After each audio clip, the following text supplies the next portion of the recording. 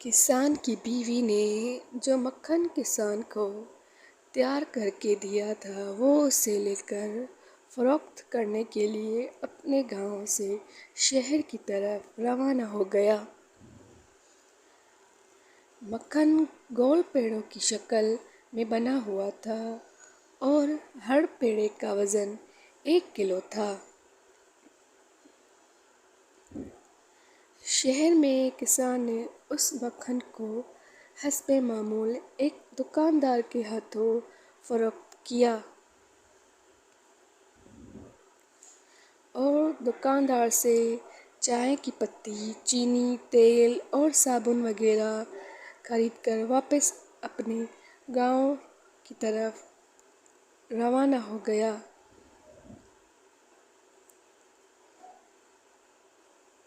کسان کے جانے کے بعد دکاندار مکھن کو فریزر میں رکھنا شروع کیا۔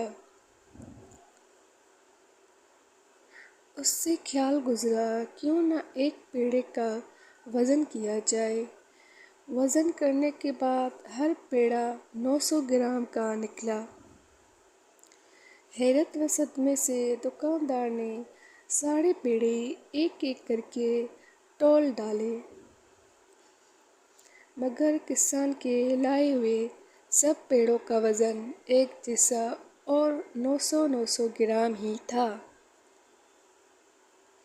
اگلے ہفتے کسان حسب سابق مکھن لے کر جیسے ہی دکاندار کے تھڑے پر چڑھا، دکاندار نے کسان کو چلاتے ہوئے کہا، وہ دفعہ ہو جائے، کسی بے ایمان اور دھوکے باز شخص سے کاروبار کرنا اس کا دستور نہیں ہے۔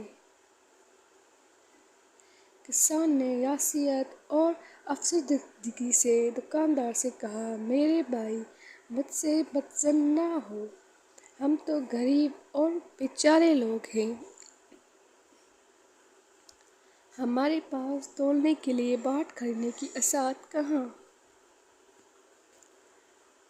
آپ سے جو 1 کلو چینی لے کر جاتا ہوں اسے ترازو کے ایک پلڑے میں رکھ کر دوسرے پلڑے میں اتنے وزن کا مکھن تول کر لے آتا ہوں۔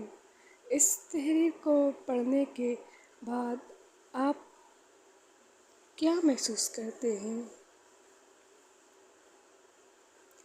کسی پر انگلی اٹھانے سے پہلے کیا ہم پہلے اپنے گریباں چیک نہ کر لیں، کہیں یہ خرابی ہمارے اندر تو نہیں؟ شکریہ، کیونکہ اپنی اصلاح کرنا مشکل ترین کام ہے۔